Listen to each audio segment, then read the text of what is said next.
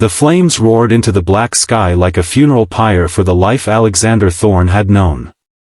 At 35, with his sharp jawline, fair skin kissed golden by private island suns, and piercing blue eyes now hidden behind scratched drugstore sunglasses, he stood alone on the empty rooftop terrace of his penthouse, methodically dropping Armani suits, Hermes ties, Rolex watches, and hand-stitched leather shoes into the inferno he'd built in a steel drum.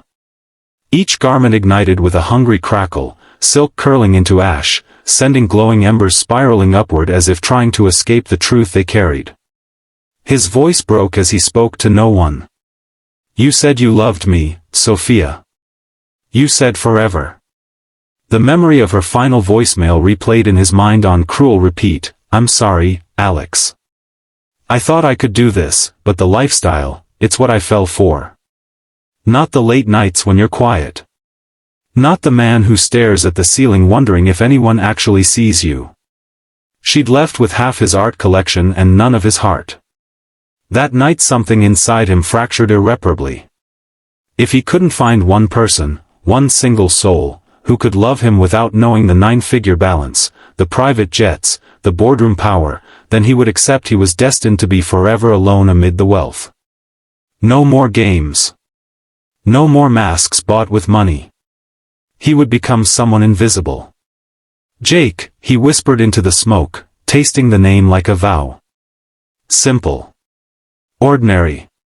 Real. The burning question clawed at his chest. Could a disguise this complete uncover a love pure enough to survive the day the truth inevitably exploded into the open? 3 weeks later the sun beat down mercilessly on the dusty construction site in a forgotten corner of the suburb. Jake, same 35 years, same broad shoulders now hidden under a faded navy t-shirt soaked dark with honest sweat, same fair skin streaked with mortar and grit, climbed out of a rust-spotted 2008 pickup he'd bought for $1,200 cash. Faded jeans hung low on his hips, knees already worn thin, heavy steel-toed boots crunched gravel. He carried a battered tool belt and a lunch pail that held nothing more exotic than a ham sandwich and an apple. The foreman barely glanced at his forged ID before pointing him toward the east wall of the Rising Community Center, a project funded anonymously to give local kids a safe place after school. He was laying his third course of bricks when he saw her. Elena Martinez, 28, moved between volunteers like a quiet current of calm. Warm olive skin glowed even under layers of dust, long wavy brown hair caught in a messy bun with strands escaping to frame her face, hazel eyes bright with purpose. She wore a pale blue cotton work shirt tied at the waist over a white tank top, khaki cargo pants rolled at the ankles, and worn white sneakers smudged red. A clipboard dangled from one hand, the other balanced a tray of iced tea she'd brewed herself for the crew. When she laughed at something a teenage volunteer said, the sound carried straight to Jake's ribs and lodged there. Their first words were simple. Mid-afternoon, heat shimmering off fresh concrete, she approached with 2 plastic cups. "You look like you could use this before you pass out, new guy." Their fingers brushed as he took the cup, small, accidental, yet the contact sent warmth racing up his arm. "Thanks. Name's Jake." She smiled, small dimples appearing. "Elena. You're good with those bricks. Steady hands." He ducked his head, unused to compliments that had nothing to do with quarterly earnings. "Just trying not to drop anything expensive." She laughed again, softer this time. "Around here the most expensive thing is hope. Don't break that." Days folded into weeks of shared rhythm. They worked in companionable silence for hours, broken by small revelations during water breaks or lunch on overturned crates.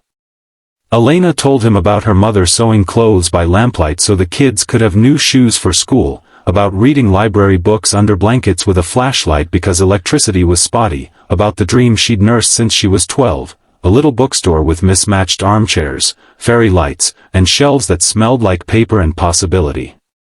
Jake offered pieces of an invented past, single mom who worked double shifts, no college because tuition was a dream too far, odd jobs from roofing to warehouse stocking. Each lie settled heavier in his gut, yet every time she looked at him with unguarded trust, the guilt battled the growing certainty that this was what he'd been starving for. One golden evening the crew had left early after a surprise rain shower. The site was quiet except for the drip of water off scaffolding. Elena sat on the low foundation wall, knees drawn up, staring at the skeleton of the building. Jake hesitated, then sat beside her, leaving a careful foot of space. "You okay?" She sighed, resting her cheek on her knee. "Sometimes I wonder if dreams are just pretty lies we tell ourselves to get through the day." He turned toward her. "Then why keep chasing them?" She met his gaze. "Because every once in a while the lie feels true. Like right now, this place, these kids who'll walk through that door someday. It feels true." Without thinking he reached out, brushed a damp strand of hair from her forehead. Her breath caught. He leaned in slowly, giving her every chance to pull away. She didn't. Their lips met, soft at first, tasting of rainwater and dust and something achingly honest. When they parted her eyes shimmered. "I've never kissed anyone who felt like home before," she whispered. He pulled her close, heart hammering. "Me neither." The romance unfolded in stolen, sacred moments. Evening walks along the cracked sidewalk by the river, her fingers laced through his, thumb tracing circles on his palm. Nights in her cramped one-bedroom apartment where she taught him to make her abuela's mole recipe, laughing when he sneezed from the chili powder. A Saturday when clouds hung low and heavy, they spread an old blanket under the only covered pavilion in the park. He produced a bunch of sunflowers tied with twine. "You said once they remind you of your mom," he murmured. Her eyes filled. "I mentioned that one time. Weeks ago." He shrugged, feigning casualness while his pulse thundered. "I listen when it's you." She set the flowers aside, cupped his face, and kissed him with a hunger that stole his breath, deep, slow, rain beginning to patter on the tin roof above them as they sank into each other, hands roaming gently, reverently, whispering promises against skin. Yet shadows lengthened. His burner phone buzzed too often, he'd excuse himself to take calls in clipped, authoritative tones before returning with an apologetic smile.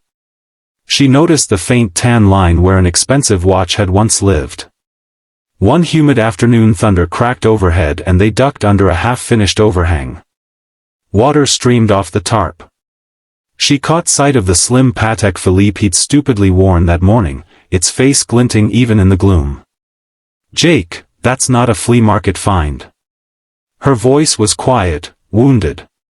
He scrambled. "Old family piece. Kept it for luck." She searched his face for long seconds. "Okay."